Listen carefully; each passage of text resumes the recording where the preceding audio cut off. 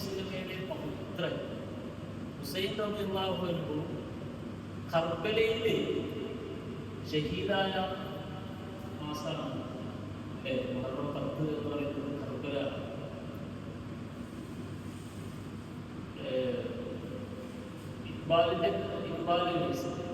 കവി ഇക്ബാൽ എല്ലാ കർബലക്ക് ശേഷവും ഇസ്ലാം വിജയിച്ചിട്ടുണ്ട്. അതായത് അത്രക്ക് ദുർഘടമായ ഒരു സംഭവമായിരുന്നു, അത്രക്ക് ദുർഘടമായ ഒരു പ്രതിസന്ധിയിൽ നിന്നും ഇസ്ലാം വിജയിച്ചു പോയിട്ടുണ്ടെങ്കിൽ ആ കർബലക്കപ്പുറത്തേക്ക് ഇസ്ലാം വിജയ പതാക നാട്ടിയിട്ടുണ്ടെങ്കിൽ ഇനിയും ഏതൊക്കെ കർബലകൾ വന്നാലും ഇസ്ലാമിന് വിജയം തന്നെയാണ്.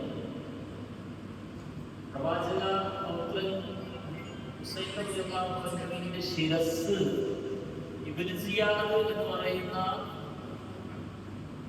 യസീദിന്റെ സേനാനായകനായ ഇബ്നു സിയാദ് ഹുസൈൻ റളിയല്ലാഹു അൻഹുവിന്റെ ശിരസ് ഛേദിച്ചിട്ട് കൊണ്ടുപോയി ഖലീഫയായ യസീദിന്റെ മുമ്പിൽ സമർപ്പിച്ചു. പ്രവാചക കുടുംബത്തിലുള്ള പ്രവാചകന്റെ മക്കളുമൊക്കെ ആയിട്ടും കുടുംബത്തിലുള്ളവരൊക്കെ ആയിട്ടുള്ള സ്ത്രീകളെ ബന്ധനസ്ഥരാക്കി ഖലീഫയുടെ മുമ്പിൽ ഹാജരാക്കി. ഇത്രക്ക് മേൽ അപമാനം മുസ്ലിം സമൂഹത്തിൽ ഉണ്ടായിട്ടില്ല. യസീദ് ഞെട്ടിപ്പോയി.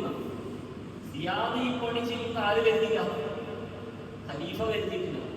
പക്ഷെ യസീദ് ആ പണിയെടുത്തിട്ട് ഖലീഫയുടെ മുമ്പിൽ വന്നപ്പോൾ ഖലീഫ തന്നെ പേടിച്ചു. കാരണം പ്രവാചകന്റെ പേരക്കുട്ടിയുടെ ശിരസ്സാണ് ഈ കൊണ്ടുവന്നത്. പ്രവാചകന്റെ കുടുംബത്തിലെ സ്ത്രീകളാണ് ബന്ധനസ്ഥരാക്കിക്കൊണ്ടുവന്നിരിക്കുന്നത്. പ്രവാചകന്റെ സഹാബികളാണ് കർബലയിൽ വധിക്കപ്പെട്ടിരിക്കുന്നത്.